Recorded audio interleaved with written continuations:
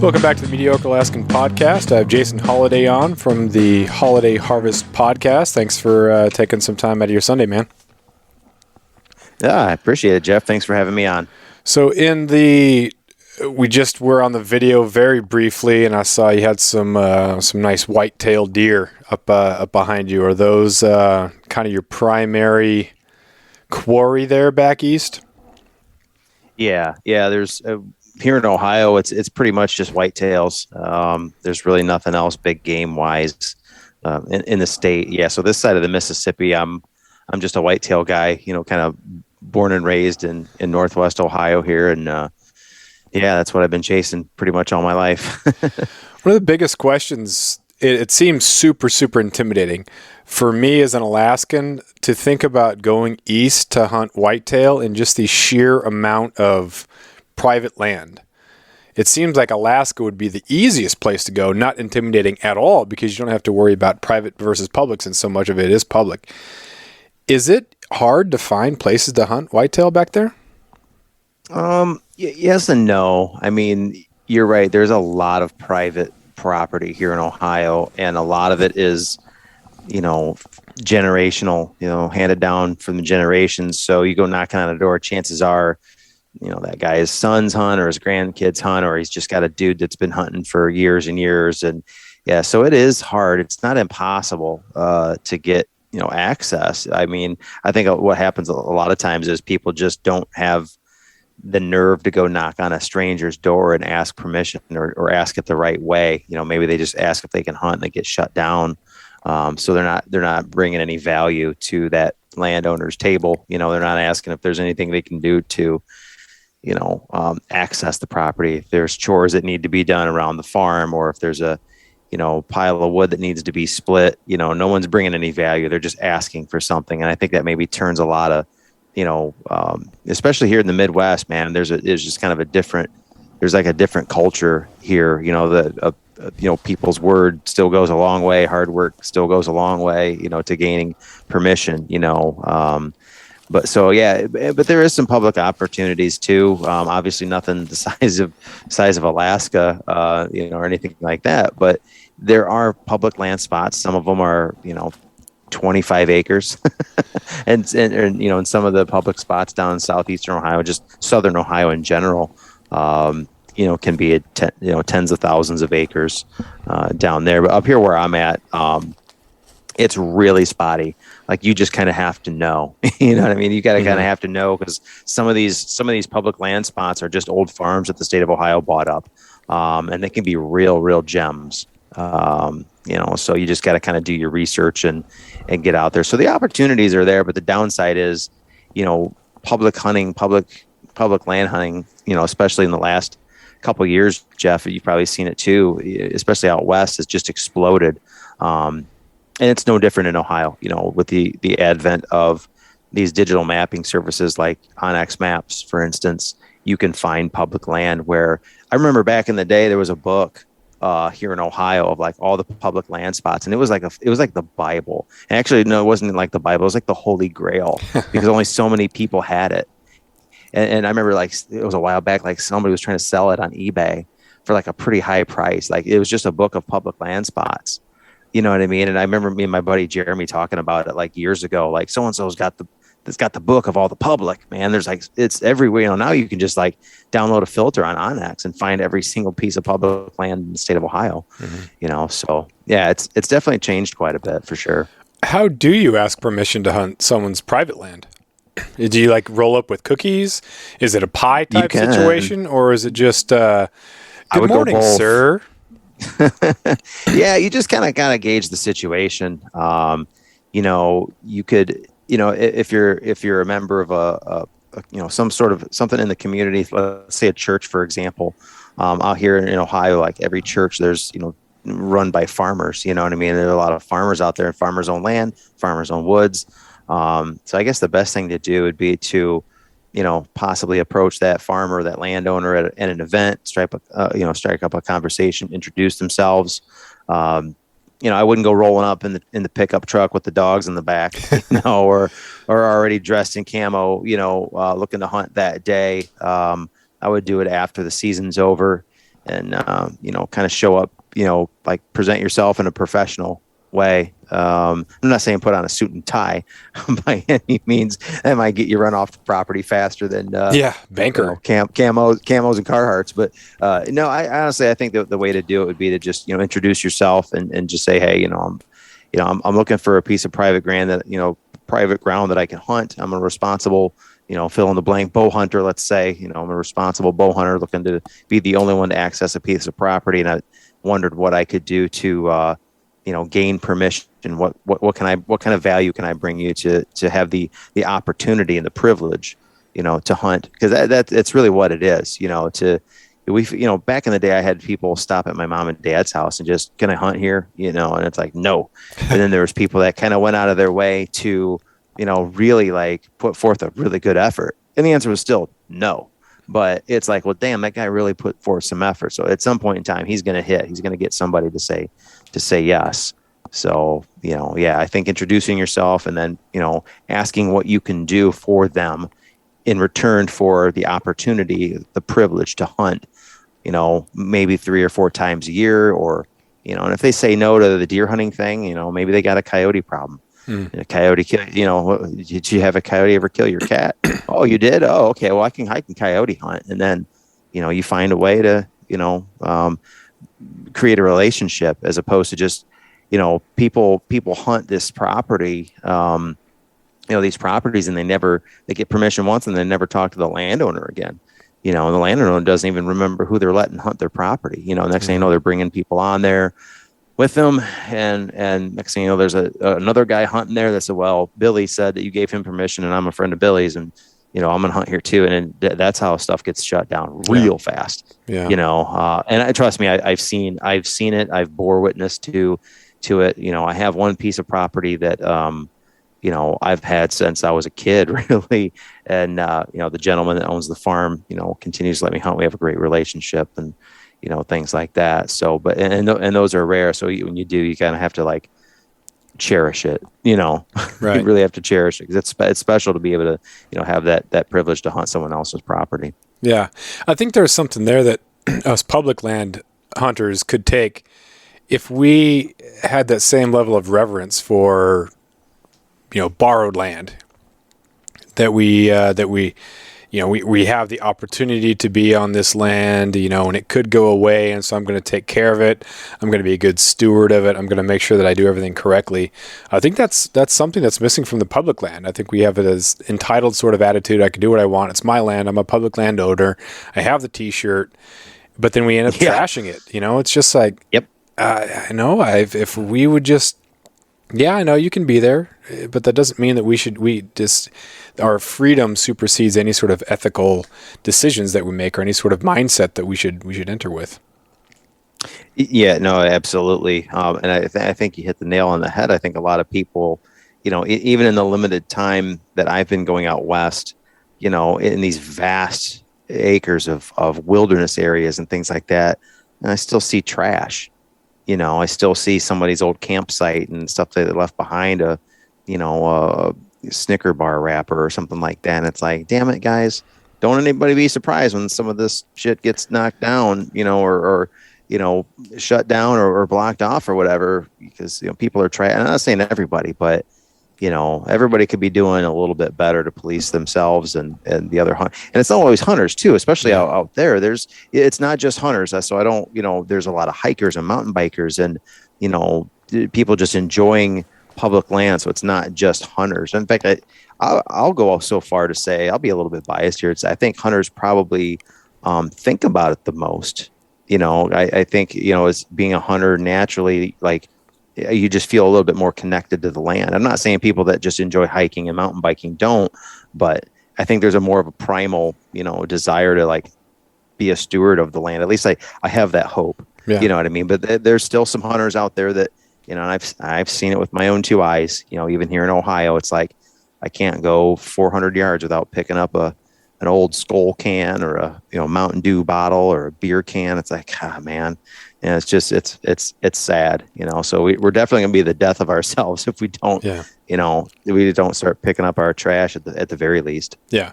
Yeah, I certainly don't think that it's exclusive to hunters, but I think hunters have to be much more aware because people are more readily willing to blame hunters rather than hikers. Everything was fine, everything was Oh yeah. good. All the hikers are good users. They stay on the trail and they, pack out their own poop, but it's the hunters that come in here and they make everything bad. So I think whether or not it's fair or not, I think it's something that we have to deal with as hunters, and a smaller portion of the population just be good stewards of that and just be conscious of the fact that people are looking for any sort of excuse or reason to get hunters kicked out, removed, whatever. I know you can't really do that, but we don't need to bring unnecessary attention to us. No, yeah, definitely. Yeah, I think, at the end of the day, don't assume that just because we are hunters that we're stewards of the land. And, I think we all just need to accept the fact that, like, one bad apple can kind of not necessarily ruin it, but just, like you said, tarnish what there's a lot of really great people out there that hunt and promote hunting. But it always just seems like it's the one guy that kind of screws up, that gets, a little bit of a smudge, put on us like that. So yeah, for sure. Yeah, the mileage out of bad examples goes so far. Now with social media, it's just crazy the amount of things that people will pick up and it'll be shared, and it becomes the representation of all hunters, because the ethical hunter is not what's shared; it's the person who was not acting correctly, and then that just goes right into the fundraisers for the people who. There's conservation groups and there's preservation groups, and the preservation groups don't necessarily have the overall health of the species at mind or in mind. It's just, prevent this from happening because I don't know how things work. And so I think hunting is murder, and it's not good. Yeah. Like I said, we definitely got to do everything we can to put ourselves in a positive light, for sure. What's the perception of hunters back there? I know Ohio is not, New York City, Manhattan, but, and you definitely got a lot of farmland around in there. Is it definitely still part of the culture? Are you, don't really see a whole lot of people who are against that? Is that mostly like an online thing? Yeah, it just kind of depends on where you're at. I mean, it's especially when you get like farther and farther south in Ohio. You get like Columbus is almost smack dab in the middle of the state. And it seems like the farther south you go, the more like rooted it is. I mean, deer hunting is still a major thing. There's still tons of sporting goods stores and things like that. But I'm 45, right? So I started bow hunting. I started hunting just period, probably, at the age of 10 or 11. I think I started bow hunting when I was like 11, and mom and dad's property and everything. So I remember, like, it seemed like sporting goods stores were more prominent. You could walk into a Walmart and legitimately, like, there was a legitimate, sporting goods section, or some of these, ag and feed stores or whatever had a good, like, sporting goods section where you get calls and scents and lures and stuff like that. And I don't see that as much anymore. And I think part of it's because of like the big chains, like, there's a Cabela's on every street corner. You know what I mean? Except for so that probably, there's, it seems like they're all over the place now, or Bass Pro Shops, which they're kind of, one and the same now. Yeah. But I do think there's still, it's obviously very popular. The deer herd numbers, as far as the kill totals, they kind of fluctuate a little bit, but they're still up there. I think there's still well over a couple 100,000 deer get killed every year. Don't quote me on that. But I do kind of keep up with the stats. It all kind of depends on weather, to be honest with you. But part of me does think that there are some, it's like it's dying a little bit, like they're just it just doesn't seem the same as it was 25, 30 years ago, with like the traditional aspect, if you will. But there's definitely there's definitely still people in the in the parking lots and the public land scene, and things like that. So I'd say it's probably hasn't changed a whole lot, but I do think social media does have a way of like maybe skewing some things to make you think it's not, when it's like, oh, the full parking lots are telling me that there's still a lot of guys and gals out there hunting. For sure. I have as a teacher, we have an advisory class, and so this year I have a group of freshmen who I'll have the next 4 years. And one of the girls reported last week that she had killed her first deer, and it was a forky. Maybe it not have been her first deer ever, but it was her first deer this year. And so we were talking about hunting, and she said, yeah, once she went out by herself, and she kind of got lost in the fog, but is able to meander her way and find her way home. And I just thought, what better way to kind of provide confidence for a kid than, going on a hunt. Solo hunt might be a little bit crazy as a, 14, 15-year-old. That's pretty intense. You're in the Alaska wilderness wandering around with a rifle, but still, that independence. Especially out there. Yeah, but and you grow up here, it's just kind of part of the thing. You kind of know some basic woodsmanship, and you figure that out. It's just such a rich thing that is one of the reasons why it is such a huge part of good tradition and culture, and it's kind of lost. It seems like at least a portion of the population is like, we need crickets to make protein in the future. It's like, well, we still have really rich ways to get protein that are beneficial to us. We don't have to rely on science yet. We can definitely have positive experiences such as hunting to grow, empower, and be self-sufficient. After years of fine print contracts and getting ripped off by big wireless providers, if we've learned anything, it's that there's always a catch. So when I first heard that Mint Mobile offers premium wireless starting at just $15 a month, I thought, what's the catch? But after talking to them and using their service, it all made sense. There isn't one. Mint Mobile's secret sauce is that they're the first company to sell wireless service online only. They cut out the cost of retail stores and pass those sweet savings directly to you. For anyone who hates their phone bill, Mint Mobile offers premium wireless for just $15 a month. I was hesitant about having to get a new phone and a new phone number, but with Mint, you can use your own phone with any Mint Mobile plan and keep your same phone and your same phone number along with all of your existing contacts. Mint Mobile gives you the best rate whether you're buying for one or for a family, and at Mint, families start at 2 lines. All plans come with unlimited talk and text plus high-speed data delivered on the nation's largest 5G network. Switch to Mint Mobile and get premium wireless service starting at just $15 a month. To get your new wireless plan for just $15 a month and to get the plan shipped to your door for free, go to mintmobile.com/waypoint. That is mintmobile.com/waypoint. Cut your wireless bill to $15 a month at mintmobile.com/waypoint. Yeah, I actually think there's been kind of a shift in the last couple of years. It's slight, but I think there's a demographic of people who, especially with 2020, people were running out of food, and like people that hunted had food, and so people were like, "Well, I'm just going to start hunting now." People that would have never thought of it, kind of out of a desperation, because all of a sudden their restaurants got shut down or the grocery stores out of meat temporarily. So they went into freak out mode, and it's like, well, I'm going to start hunting now. So all of a sudden hunting's okay now. You know what I mean? Like, which, so in a way it kind of did, flip on a switch for a lot of people, which is good. The self-sustainability, and, people were growing gardens, and, even Michelle and I, my wife, we were having a hard time finding mason jars, this past year or so, and we still kind of are. And I'm sure a lot of it's supply chain, issues, but a lot of it was just people wanted to like grow their own vegetables. They wanted to can their own vegetables and can their own meats and process their own food, and which is awesome. But it like all happened at once. And so we would go to, Walmart or wherever to buy some ball canning jars, and like everything's wiped out.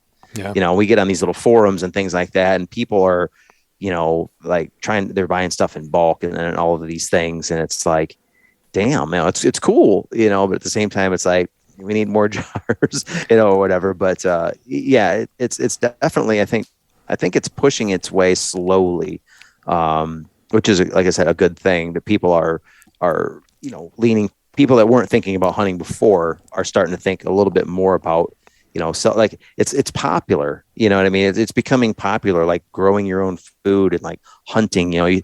People listen to Joe Rogan. Mm-hmm. Prime example, probably the number one asset for hunting right now is Joe Rogan talking about elk hunting. some of his most popular episodes are when he's sitting down talking to Cam Haines, and they're talking about, elk and elk meat and things like that. And, it's getting people's interest, spurred in bow hunting. In fact, I just, my stepson turned 21 the other day. So we all went out for dinner, and his stepbrothers joined us. Real nice group of dudes, young, 20 years old kind of thing. And the topic got brought up about, I don't know if it was Meat Eater or what it was. I think it was a Meat Eater episode or something that I'd watched. And he was like, "Oh, I love Meat Eater. I want to try hunting and stuff like that." And so he had seen it on TV, and it was like, "Oh, wow, I didn't even know." He's like, "Oh, dude, I love that stuff." And he wasn't brought up in a hunting environment or anything like that, or a hunting family whatsoever. He just saw a show on Netflix, and, it sparked his curiosity and things like that. So that's good, right? I mean, it is, there are some, social media and things like that are good to kind of promote it, and whatnot. And when you were talking, I'm kind of backpedaling a little bit. You made me think about the girl that went out and got her first deer. When I was a kid, granted, I didn't have wild Alaska to go back out to. We had just a farm here in Northwest Ohio. But I would get up early in the mornings on a Saturday, and I would walk to my tree stand in the dark. We had 4-wheeler paths, ATV trails through the woods, so I could stay on those for the most part, but I didn't turn a flashlight on. I was probably in my 30s before I started using a headlamp to get to a tree stand. I just knew where they all were. I could just find them in the dark. But I remember, looking back now, kind of how crazy that was. As a little kid, to just get up in the morning and go out there, period, but do it in the dark and do it by yourself and be kind of alone. I think there was definitely some good character building things there as well.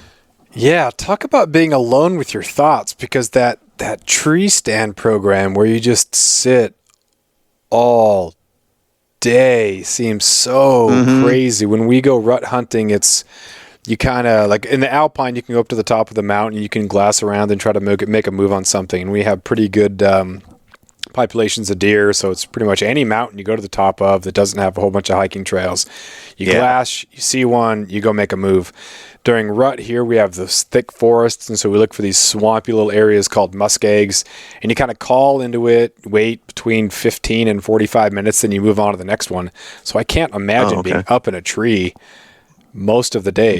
Yeah, it is. I mean, we have there's a joke now called being whitetail fit, because all the Western guys, they're all so very, very fit for chasing elk up and down the mountains. And I'm no slouch myself. I'm in pretty good shape because of it, too. But, we do sit in the trees and we, eat snacks all day. It's kind of like the inside joke. It's not really a joke that much because, I do carry some goodies with me and stuff like that, too, to kind of stave off boredom. And obviously you're sitting there from dark to dark. And so, yeah, you do get hungry. You're burning calories just trying to stay warm. A lot of people might think, well, why do you need to eat anything? You're just sitting there all day. Believe me, I even try to because I can usually go, about 18 hours without eating. We'll eat at 6 p.m. and I won't eat till noon the next day. The dude, you get me on a tree stand, if I'm out there for 3.5 or 4 hours, I'm starving, because just the trying to stay warm part and your body's sitting still, and it just, so you gotta keep throwing calories in. But when I was a kid, it's funny because I think I was just built for this, man, because I could sit in a tree and just kind of daydream and zone out, before cell phones, before Facebook and Instagram to keep you busy. I would just imagine things, you know what I mean? I would just have my imagination go wild. I would think about killing a monster buck, or I would just think about, going fishing in the summertime, or just, use my imagination and just let the time go by, and there were times where, I would just zone out, completely stare into this distance, zone out. And I would always catch an hour would go by where I just kind of like a deer in the headlights kind of look, where I would just get so in tune to everything and no thoughts, right? No thoughts in my head, no kind of clutter in my mind. And, it takes me a while. It's harder today to do it now because of Instagram, because of, which is terrible. It's terrible to even admit that, because I get bored. I reach for my phone, and I know, everybody listening is like, yeah, I know, but back in the day, and I still do it now, where I get into like these zones where I just completely shut my brain off. And it's awesome. It's freaking awesome to be able to just like kind of let go, and you like, hear the birds, and hear the wind, and you're just like, you're not thinking about work, you're not thinking about nothing. And it is tough to do the all day sits though. I don't do a whole lot of them. It's usually like right now during November, during the rut. That's really when you kind of have to, kind of go all in. If you've got the days, you better just sit out there, because October is not really, you don't really want to be doing all day sits in October. That's kind of a waste of time. November is really kind of where it's at, because you can just get action at all times of the day. The weather gets a little colder, the deer can be moving throughout the day, so you just got to kind of prepare for that. And then once we transition into December, it'll kind of be more like, I like the late season better, because I don't do a lot of morning hunts. Deer are typically moving more at night to stay warm, to feed. They're out in the fields, especially when the moon's out or it's just clear. They're just out there. And I typically bump more deer on the way to my stands in the morning in the late season than I do, early in the season. And then the deer are just so much more switched on in the late season. They've been pressured all year. So like the late season for me is kind of lackadaisical. It's like, I'm just doing evening hunts. So I'm not losing a lot of sleep. I'm not getting up really early and, driving a long distance. Like tomorrow I'm going on a doe patrol. I got my buck already. So I'm still trying to fill some doe tags. So I'm going out to a place, and it's a little over an hour, from where I live now. And so I'll be getting up super early, but it's like, I've got the whole day. So there's no pressure, and I enjoy it. So it does take some mental fortitude. You just got to pick something to think about, and kind of, try to stay off your phone as much as possible. I know the phone can kill some time, but at the same time you're, and I'm guilty of it too. You'll spend like 35, 40 minutes on your phone. You'd be like, you kind of feel guilty because you're out there to be hunting. You're out there to be enjoying nature, and you're just like stuck to this stupid screen. I wish I could just get rid of all of it, honestly. Yeah. I do like aspects of it. And when you're filming, like what's really like, if you only post pictures of when you're successful, and people can get the impression that, oh my gosh, he went out four times and got all four of his deer, but that's really not at all the truth. Yeah. So I think those in-between times are things that can really connect with people, and depending on what you want to do, as a podcaster, fellow podcaster, there is an element of marketing that goes into it. And so, sure, you have to stay relevant, but you don't want to use that as an excuse to increase your screen time to an unhealthy amount. But yeah, it's a absolutely balance. I totally get it. With the Harvest Holiday podcast, I mean, I have to put out content to stay relevant. Let's just call it what it is. But I have a day job and a family and stuff, so I'm doing this because I like it. I'm doing it because it's fun. I'm not trying to get sponsored or like do this for a living or whatever. That's never going to happen. It's a hobby. Let's just call it what it is. It's a hobby. Some people are like, it's a way of life. It's like, I know it is, but at the same time, at the end of the day, it's still just a glorified hobby. So for me on social media, I record the shows, I promote the shows. I try to, with the Instagram, with the stories, I like the story feature. It's easy for me to take a few photos, maybe a couple titles, or talk to the camera and say, I'm out here in my tree stand or whatever, and kind of keep that visual, because I like watching other people's stories too. But I think some people saturate their Instagram feed, and it's just like, I can't take any more of it. So I try to ride that fine line, to keep people engaged with what I'm doing. Like, oh, there he is, as opposed to like, why won't he go away? So it's definitely kind of a balancing act. And I do think there's people out there that just, they want to be an influencer. They want to be constantly, they want to be sponsored, and they want to do all these things. For me, the podcast is ever evolving, and I don't care. Like I said, I think the reason why I've seen some success with the show is because I don't care. Yeah. I really don't care. I mean, I care about my guests. I care about what I'm putting out. I shouldn't say that. The responses I've gotten from people is like the greatest thing in the world, because I'm just sharing my story. I'm sharing my journey and my faults. When I fail, I share those things, even though they're embarrassing, and I've gained an audience over it. And it's really incredible. I didn't expect it to be the way it is. And like I said, I still don't even know what my podcast is about. It's just whatever. It's whatever's going on at the time, and it seems to be doing okay. So I'm pretty stoked. Well, that's the thing about, I think there are so many expert shows. If you go back 15, 20 years, what was on TV was whoever was paying the network enough to have the hours and whoever afforded to be on the expensive private land to be able to make the hunts possible. And then it was, Randy Newberg and those guys who was like, hey, I'm going to do public land hunting.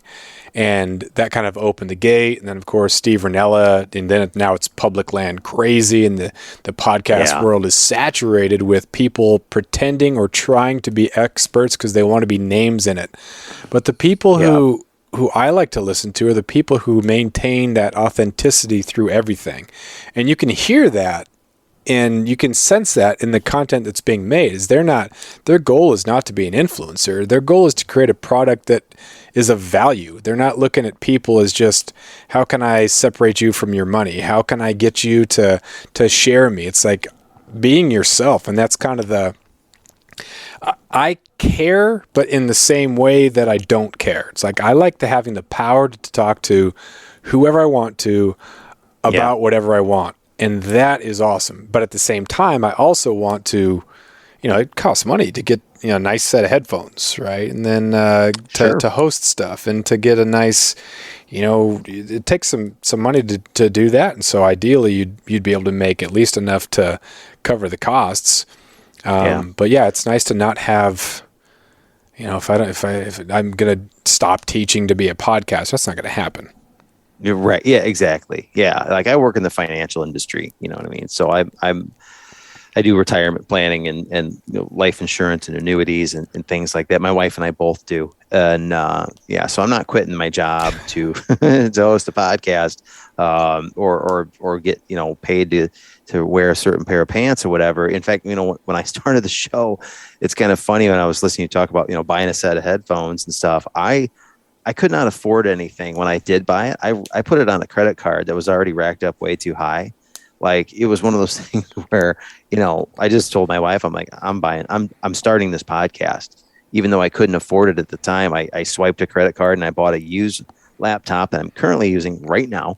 And then I bought a quality set of headphones and a recorder that like I said, that I actually at the time I couldn't afford it. I racked up a credit card.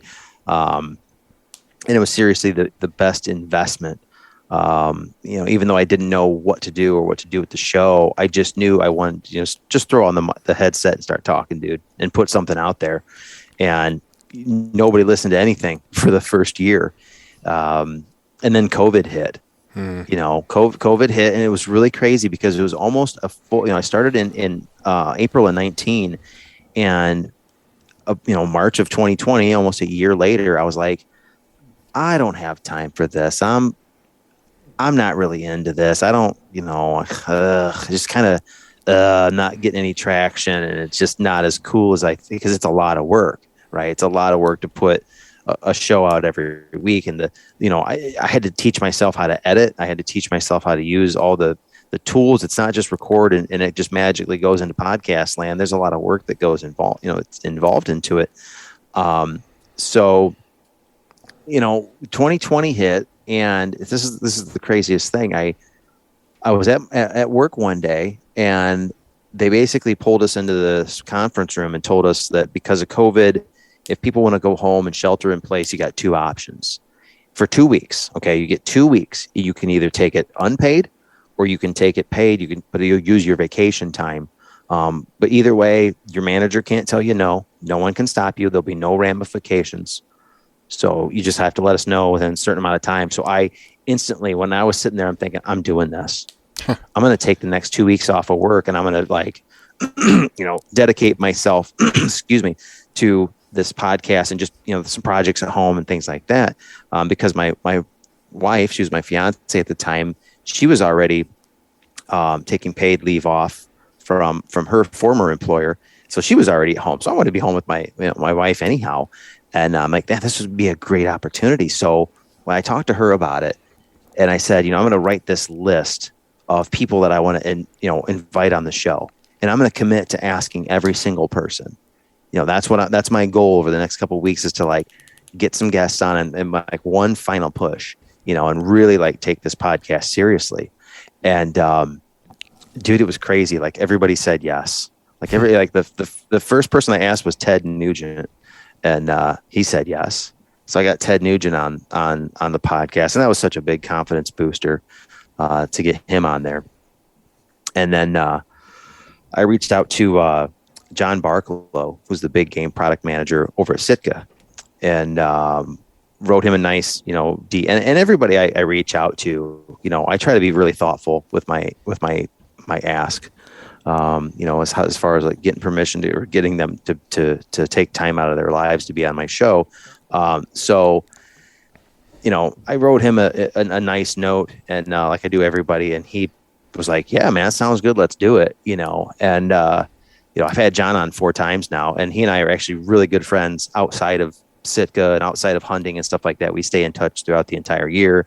And there's a lot of people I've had on the show that I've developed just really good relationships and friendships with and things like that, all because I took that chance in 2020, and the ball has just kept rolling. And had it not been for that just desire to say, instead of talking about this thing, I'm just going to do it, and with no expectations. And I think that's where everybody fails. They go into this thinking, I'm going to get a podcast, I'm going to be a podcaster, and I'm going to get sponsored by this company, and I'm going to reach out to everybody and say, hey, I got this podcast, will you sponsor me?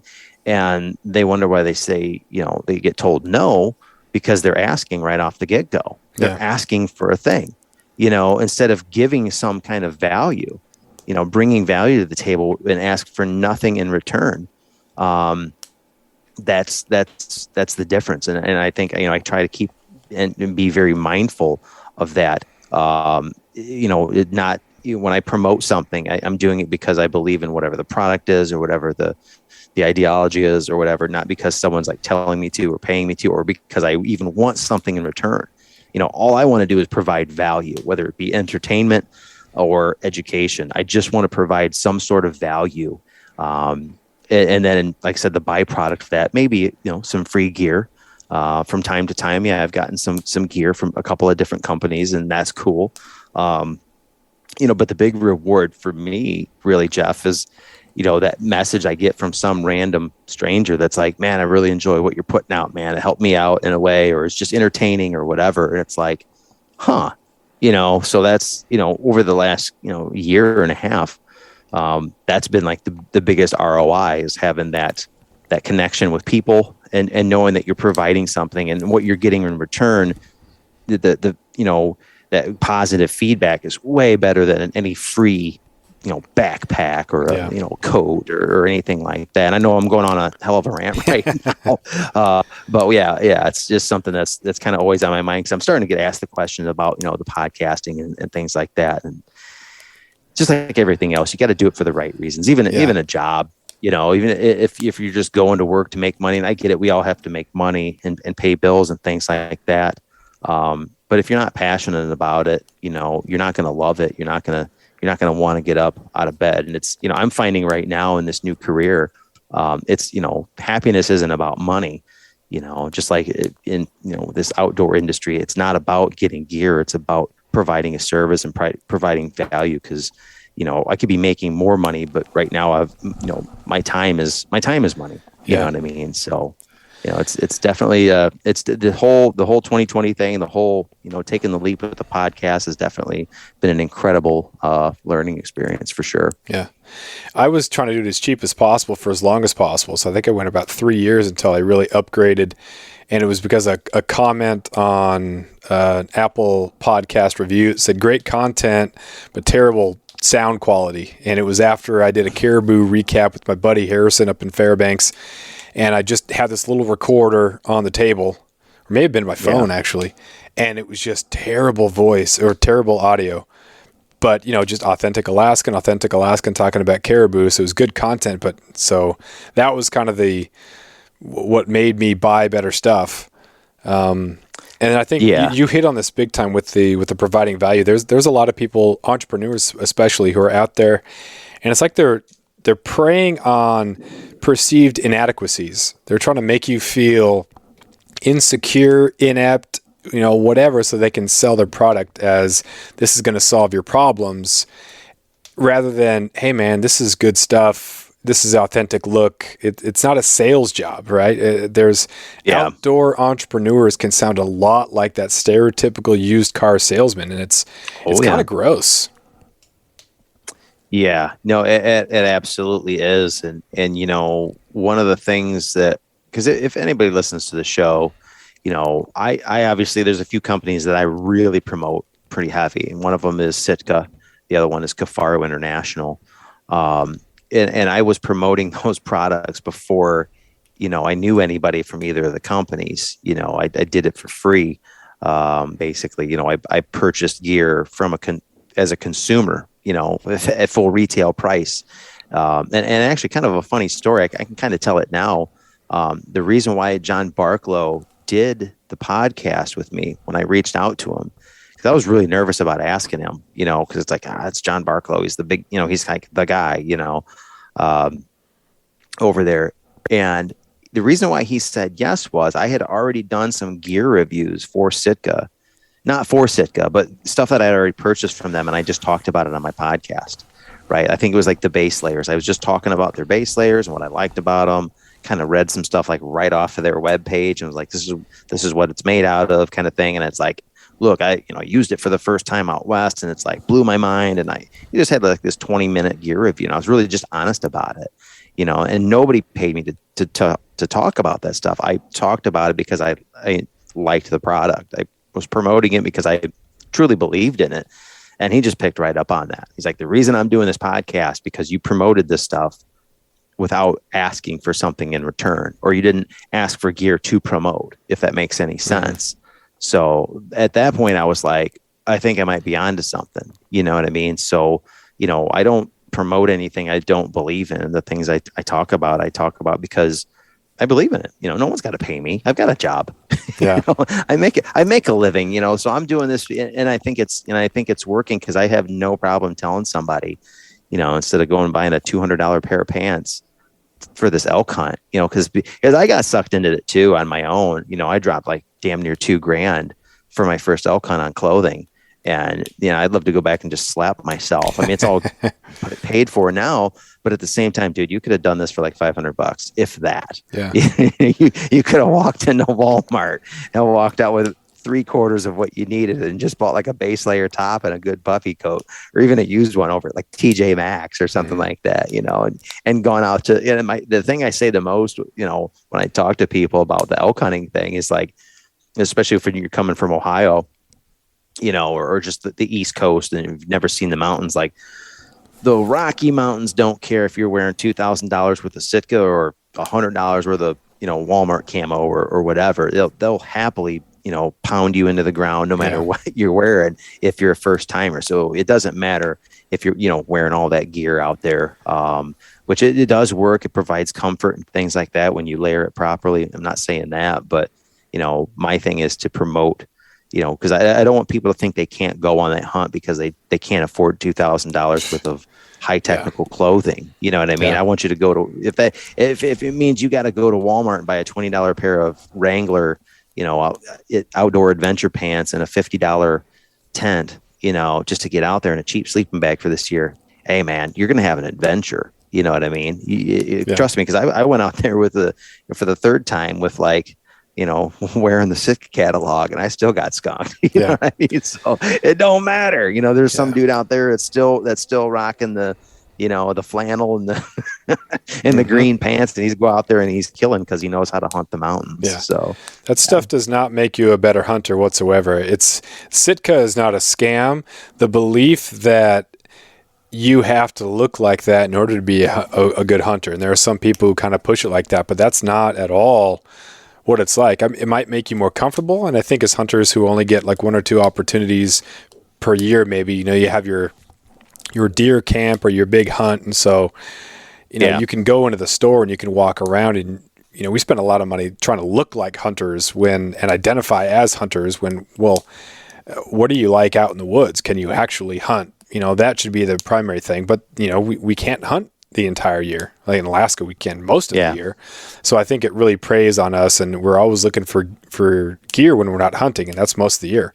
We're always shopping. Well, maybe if I had this, it's going to be better. So once you get a good system that works together, you're going to be more comfortable, which can maybe get you out longer or keep you out there longer.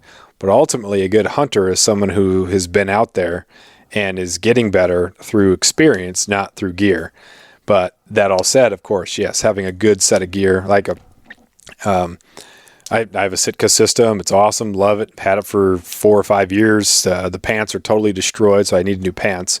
But and I got a Stone Glacier pack, and man, it's such a difference to be able to have that stuff that's made for hunters and appreciate the difference. And then when you have been successful and you're using the gear, it is great. But yeah, the pack did not make me a better hunter. The camo pattern did not make me a better hunter. Just time of field has been the only difference. Yeah, I mean, I'll be honest with you. The first year I went out there, out west, Colorado from Ohio, I had all this stuff, right? I had all this gear, all brand new, everything, and top of the line, everything. And like I said, I was not prepared mentally.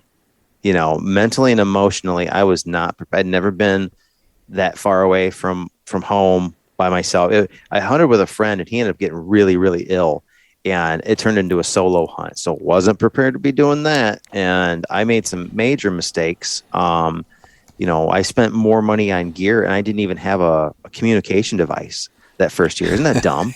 like I bought all this other stuff, and I ran out of money, and I'm like, I can't afford, because I thought I was going to be with my friend and I didn't need one, or he was going to buy one or whatever. But I couldn't even, I was in an area with no cell service, and just some dumb lessons I learned that way. And I just got really homesick. Like that first year, I was like, when it gets dark out there, it gets really dark, Yep.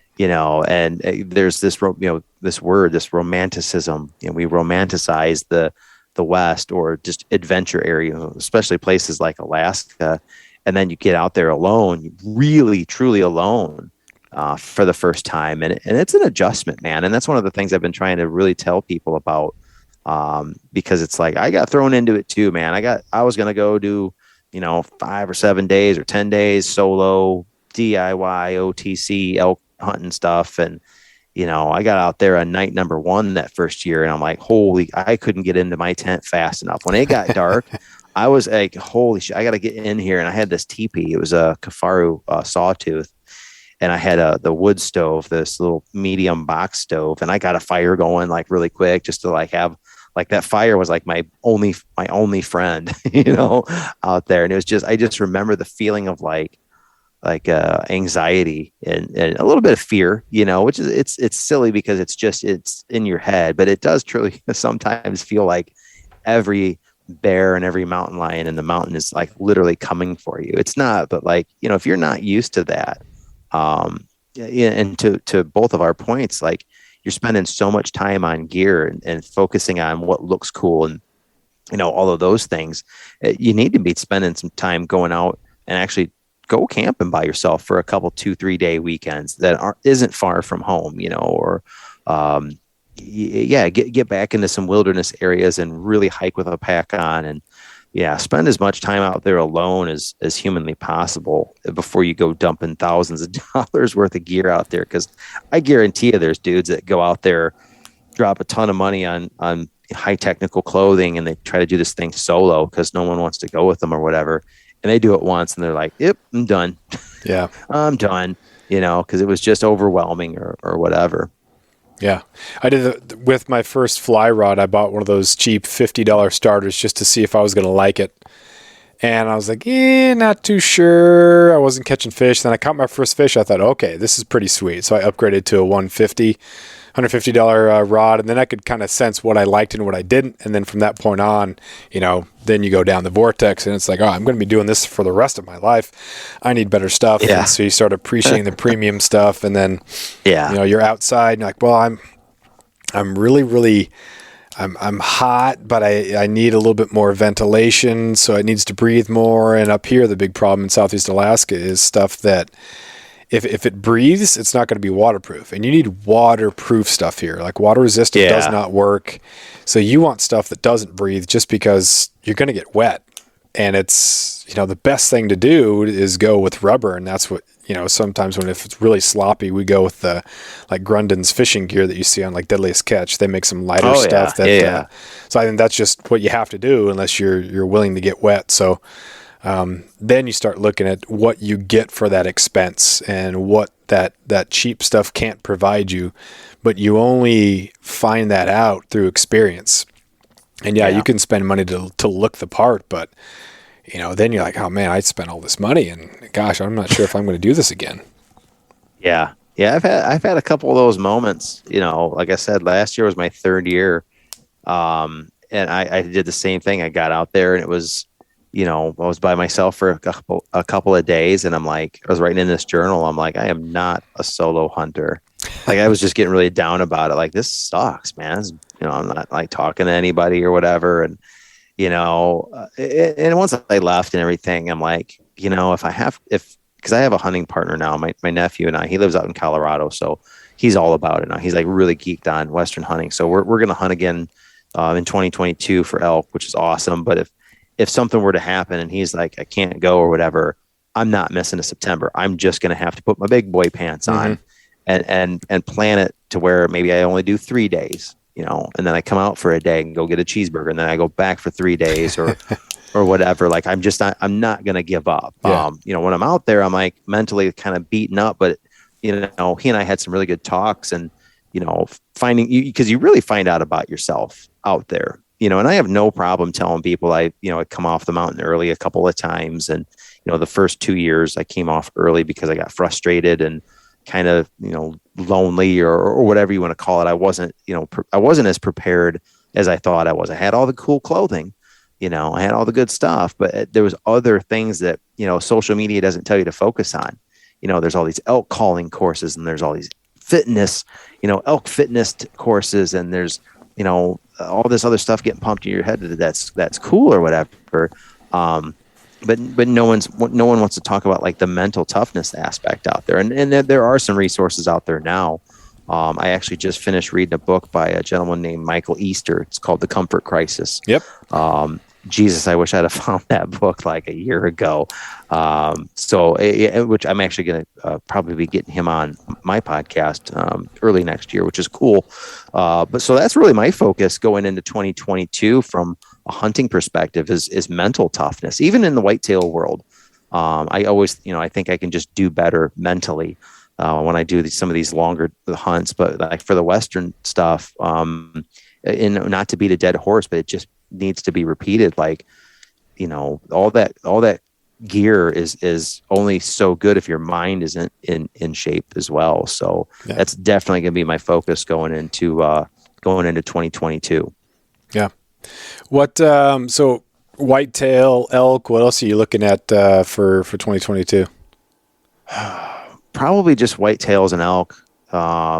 Unless some weird opportunity comes in to go bear hunting or whatever. I thought about maybe doing a spring bear hunt out there just to basically kind of like break my legs in, because I've just a few people that I've talked to, it's like it's way easier than elk hunting. It doesn't have to be so difficult. You can get out there and a little bit lower elevations and kind of, it's a great time of year to break in your gear if you got some new gear you want to test, or just kind of get into that mental groove. Because whitetail hunting, like I dread the first couple hunts of the season for whitetail because I always forget something. Mm-hmm. I always, what did I forget this year? I forgot something pretty important. It wasn't my release, but I ended up I think it was something to hang my bow on. You're in trouble now. If you now forgot what you forgot, that's not learning from the mistake, man. Yeah, exactly. Yeah, I forgot what I forgot, which is terrible. So yeah, I kind of made a joke about that and had to go back and get my stuff. It's like, man, I've been doing this since I was a kid, and I still like, oh, I forgot the thing to pull. I forgot my bow rope. I can't pull my bow up into my stand. I've done that before too, and so I kind of dread that. So, but yeah, whitetails will always be easy to do here at home. I'd love to do an out of state whitetail hunt. I mean, I got Michigan to the north, and there's some really awesome public land kind of wildernessy areas, up in the Upper Peninsula that I'd like to check out. It's not going to happen this year. There's just kind of too much. 2021 was pretty chaotic, so it's not going to happen this year. But definitely going out for elk next year, and then we'll just kind of see what happens. Nice. Yeah, it's so much. I think about how lucky I am to be able to live in a spot where, like, everything is here. People like to come up to Alaska, and it's the trip of a lifetime, and that's great. And the comfort crisis is, surrounding that caribou hunt that he went on. And it's just, as an Alaskan, it's so great to have that reminder that, man, I have all these opportunities. This is just the life here. It's just the way. Like, people are writing books and doing and making content about their trips here. If I don't do these things, then I'm wasting a golden opportunity, because everything here is over the counter. I can get 4 deer tags, and 2 bear tags and all that. So if I'm not doing that, then I need to check myself, because A, it wouldn't be worth living here in all this stinking rain in Southeast Alaska and all the darkness if I didn't do it. And then B, people pay thousands, save up so that they can spend thousands of dollars to come up here for the trip of a lifetime. So it's a slap in all of their faces if I don't take advantage of at least a fraction of what I can do up here. Yeah. And that's, once I got into the Western big game thing, like, of course, like I start looking even farther northwest to Alaska, it's like I have to get to Alaska at some point. So I'll probably end up picking your brain on, all, because I know that logistically there's a lot that has to take place, to do a trip. And, caribou is definitely probably in my sights, but I keep seeing everyone chasing these Sitka blacktails, like during the rut and stuff like that. And it's like, geez, that looks like fun too. It's like you said, it's like spot and stalk, and there's like action, and it's like you can call in a buck pretty easy. I'm not saying it shouldn't be too easy, but it just seems like a really fun kind of hunting versus just sitting stationary in a tree stand. Plus, just to be in Alaska, just to have the adventure. It's like, that is definitely, I hate to use the word bucket list, but it's something I'm slowly planning right now. I've got some other realistic stuff that I got to take care of first, but as long as I keep the momentum slowly going forward, it'll happen someday. Yeah. Kodiak has become like the center of the blacktail universe. They have great population of them, and then also mountain goats. They're at the point now where that you can kill 2 nannies. I mean, that's just crazy to think about. The impact of killing a nanny on the population is much more drastic than killing a billy, obviously. But the fact that the population is so good that they can offer that, it's not on the road system. So there's going to be, like you said, logistical issues, and you're getting flown out. So it's going to be expensive.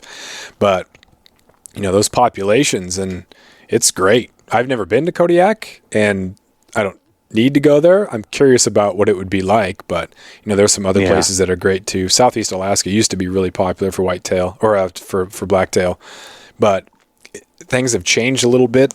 People have done their trips, and Steve Ranella has his episodes because he has his hunting shack on Prince of Wales, and other people have come to Prince of Wales and filmed some stuff, but it's a little bit more difficult on Prince of Wales than Kodiak, because it's just so much more dense, especially during the rut, and access isn't very easy, and it's challenging. But that's kind of what you want. If you came up to Alaska, spent all that money, and it was a slam dunk, then you want to mix it up a little bit. You want it to live up to the reputation, not in a dangerous sort of way, but at least on a excitement sort of way. You want to have a good story to tell. Yeah, and I think that's where people kind of get lost, is they go up there expecting like to kill something, which, I mean, obviously that's why you're taking a weapon, of course, but for me, when I think about it, and especially when I see these epic films like Donnie Vincent and stuff like that, you get super hype when you see these cinematic masterpieces or whatever, because it's hard to take a bad picture in Alaska, I'm sure, because of the the beauty of it and everything like that. So for me, especially like I said, at 45 years old, I'm starting to think like, why? Because I didn't go to the Rocky Mountains until I was 40. Like I hadn't seen the West until I was 40 years old. So it's like, why haven't I been here? So I'm like scrambling to try to like, I can't miss a September. You know what I mean? Like no matter how bad it is or how like homesick I get, like I can't, like I have to go. Like the mountains just like kind of pull me in, and it's like Alaska's another, just another thing that I have to see and do. I don't want to be laying on my deathbed at, 90 years old or whatever going, I never did make it to Alaska, and that's not going to happen. I'm telling you right now, even if I go out there like 9 times and don't kill anything, I'm going to say I hunted in Alaska and experienced like, wet weather and its conditions and, seen bears. And like, I have to, like, like I'll die if I can't. You know what I mean? Yeah, so, sure. like you said, you've got this incredible ability to like stuff your pockets with tags for less than what I would pay for, my airline ticket just to get there. You know what I mean? And for a guy like me to save up for a caribou hunt, or a blacktail hunt, which I'm not really sure what I'd do first. The black bear or the deer or the caribou. Like I think I'd be happy with any of those. I think I would, but I think caribou might be my first adventure because they're cool. They just look cool. Yeah. They look like a really cool animal. I've always thought that they were neat looking, and that terrain and that that part of the state and everything, or wherever they reside, as far up as I could go, Arctic Circle or just any of those places. Really, I just need to do some research, and I'm sure I'll be picking your brain. Yeah. Caribou now is that I certainly know an Alaskan. Caribou is certainly the iconic hunt, and I grew up in Southeast, but it was only March of this year that I went up there and hunted caribou, and it was during spring break in March, and it was -30, so we were going around on snow machines, and oh geez, it was pretty sweet. It was awesome. I was glad that it was that cold, but more happy afterwards. When you're going through it, it's like, man, it's -30. It actually did warm up to -6, but it was balmy. You just understand how dangerous it is when you're out there and you're on the snow machine and you're running out of daylight and you're not prepared to stay out because you don't bring stuff to stay out. It's just too cold. You must get back to the truck. You must get back into town because you'll freeze to death even in the truck. So yeah. Just as things are getting, you get the caribou down, then you got to get it back to the truck, and then you're driving home, and it was just afterwards was so awesome. And the Northern Lights were unbelievable, but it was just everything I could have wanted in a hunt, and it was great. But I definitely want to do it again. Definitely going when it's warmer. Yeah, yeah. I won't be doing the -30 thing, but yeah, it definitely sounds like a crazy adventure for sure. Well, we're coming up on an hour here. I know it's a little bit later in the East Coast, and well, not East Coast, but Eastern time zone, and we got about 15 minutes of daylight still over here. So where can people find you? Any sort of closing stuff? Tell them about your show, Instagram, all that stuff. Yeah, sure. Well, first of all, Jeff, thanks for having me on. I really appreciate it. Definitely going to have to get you on my show as well because like I said, I'm going to start talking a little bit more about the, people that hunt Alaska and those things and, part of that adventure and stuff like that. It's definitely intriguing. But yeah, so for people that want to follow me, want to follow the show, it's the Harvest Holiday podcast. Holiday is spelled with 2 L's. It's all one word, and it's pretty much on all platforms. It's on, Spotify and, iTunes and things like that. So you can check it out on that. If you want to follow me on social media, primarily Instagram, same thing, Harvest Holiday Podcast. It's all one word, Holiday spelled with 2 L's. You can follow me on there. I'm actually trying to do a little bit more of my content on that page as opposed to my personal page, which you're all welcome to follow me there. It's Jason Holiday 545, also spelled with 2 L's and Holiday. So I do a lot of my Insta story type stuff on that page. But like I said, I'm going to start transitioning, I think, in 2022 to do more of like whatever's hunting or podcast related is solely going to be on the podcast page. So definitely feel free to follow both of those. If you want to message me, DM me, I'm on my phone way too much, so I'll probably answer you pretty quick. You know, so, but again, you know, I appreciate everyone that does listen to it. And, you know, I'm really grateful to be on your show and to finally get a chance to meet you, Jeff. So thank you. Oh, awesome. Thanks, man. That's a great send off. Take care. And, yeah, we can talk some Alaska one of these days. Yeah, right on, brother. I'm looking forward to it. Cool. Take care, man. Yep. Bye. Cool. That was good, man.